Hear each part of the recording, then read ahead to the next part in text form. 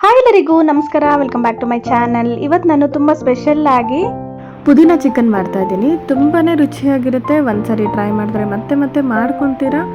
ಮಾಡೋದು ಕೂಡ ತುಂಬಾ ಸುಲಭ. ಫಸ್ಟ್ ಟೈಮ್ ಟ್ರೈ ಮಾಡೋರು ಕೂಡ ಈ ರೆಸಿಪಿನ ಮಾಡಿದ್ರೆ ಪರ್ಫೆಕ್ಟ್ ಆಗಿ ಬರುತ್ತೆ.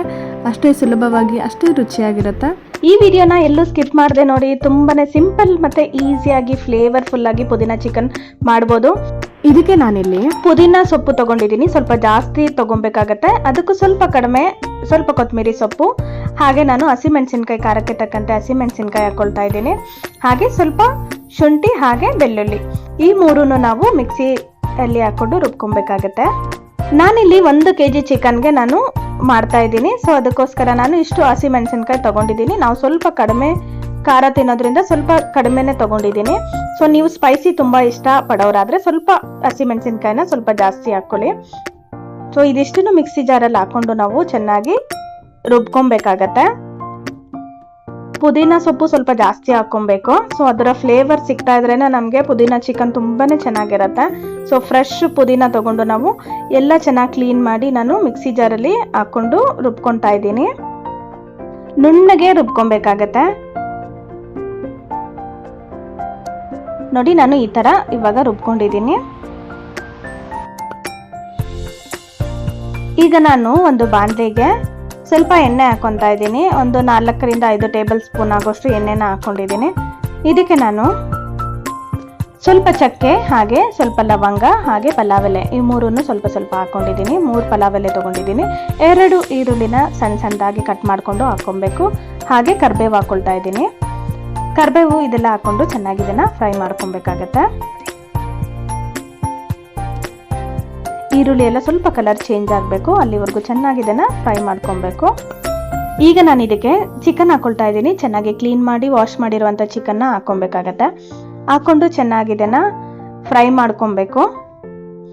ನಾವು ಯಾವುದೇ ಚಿಕನ್ನು ಸಾಂಬಾರಾಗಲಿ ಯಾವುದೇ ರೆಸಿಪಿ ಮಾಡೋವಾಗ ಚಿಕನ್ನ ಮೊದಲು ಚೆನ್ನಾಗಿ ಒಂದು 5 ರಿಂದ 10 ನಿಮಿಷ ಚೆನ್ನಾಗಿ ಬೇಯಿಸ್ಕೊಂಡ್ರೆ ಸೊ ಟೇಸ್ಟ್ ತುಂಬಾ ಚೆನ್ನಾಗಿರುತ್ತೆ. ನಾನು ಇವಾಗ ಇದನ್ನು ಬೆಣ್ಣೆಯಲ್ಲೇ ಚೆನ್ನಾಗಿ ನಾನು ಫ್ರೈ ಮಾಡ್ಕೊಳ್ತಾ ಇದ್ದೀನಿ. ಸೊ ಈ ಥರ ಫ್ರೈ ಮಾಡಿದ್ರೆ ನಮಗೆ ಅದೇ ನೀರು ಬಿಟ್ಕೊಳ್ಳುತ್ತೆ.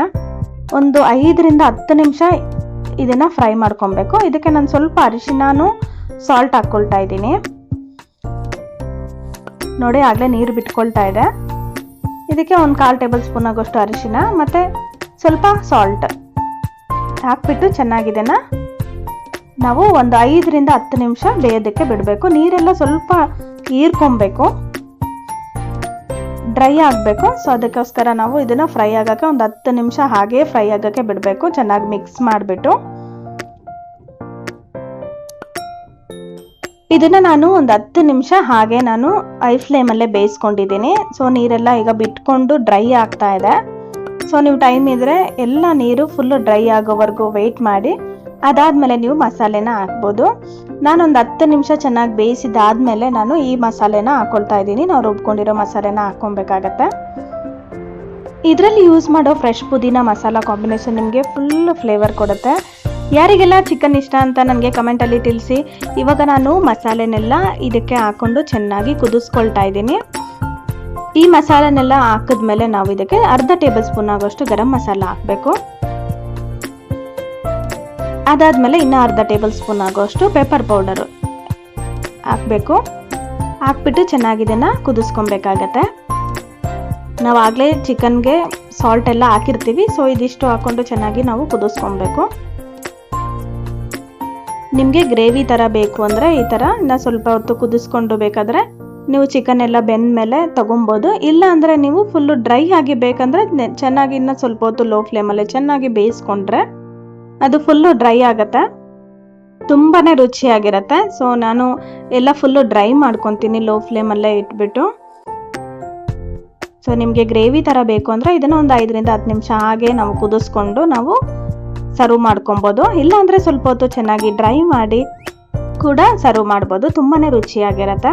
ಸೊ ನಾನು ಇದನ್ನು ಲೋ ಫ್ಲೇಮಲ್ಲೇ ಒಂದು 10 ರಿಂದ 15 ನಿಮಿಷ ಹಾಗೆ ನಾನು ಬೇಯೋದಕ್ಕೆ ಬಿಡ್ತಾ ಇದ್ದೀನಿ. ನೋಡಿ, ಡ್ರೈ ಆದಮೇಲೆ ಯಾವ ಥರ ಇದೆ ಅಂತ. ಈ ಥರ ಗ್ರೇವಿ ನಮಗೆ ರೆಡಿಯಾಗಿದೆ. ತುಂಬಾ ರುಚಿಯಾಗಿರುತ್ತೆ, ಮಾಡೋದು ಕೂಡ ತುಂಬಾ ಸುಲಭ. ನೀವೇ ನೋಡಿದ್ರಲ್ಲ ಎಷ್ಟು ಈಸಿಯಾಗಿ ಮಾಡ್ಕೊಬೋದು. ಬ್ಯಾಚುಲರು, ಬಿಗಿನರ್ಸು ಯಾರೇ ಟ್ರೈ ಮಾಡಿದ್ರು ತುಂಬಾ ರುಚಿಯಾಗಿ ಬರುತ್ತೆ. ನೀವು ಕೂಡ ಟ್ರೈ ಮಾಡಿ ನಿಮ್ಮ ಫೀಡ್ಬ್ಯಾಕ್ ಕಮೆಂಟ್ನಲ್ಲಿ ಹೇಳೋದನ್ನು ಮರಿಬೇಡಿ. ಇನ್ನಷ್ಟು ಈಸಿ ಮತ್ತು ಟೇಸ್ಟಿ ರೆಸಿಪೀಸ್ಗಾಗಿ ನಮ್ಮ ಚಾನಲ್ನ ಸಬ್ಸ್ಕ್ರೈಬ್ ಮಾಡಿ. ಈ ರೆಸಿಪಿ ನಿಮಗೆ ಇಷ್ಟ ಆಯಿತು ಅಂದರೆ ಲೈಕ್ ಮಾಡಿ, ಶೇರ್ ಮಾಡಿ. ಇನ್ನೂ ಸಬ್ಸ್ಕ್ರೈಬ್ ಮಾಡಿಲ್ಲ ಅಂದರೆ ಈಗಲೇ ಸಬ್ಸ್ಕ್ರೈಬ್ ಮಾಡ್ಕೊಳ್ಳಿ. Thanks for watching.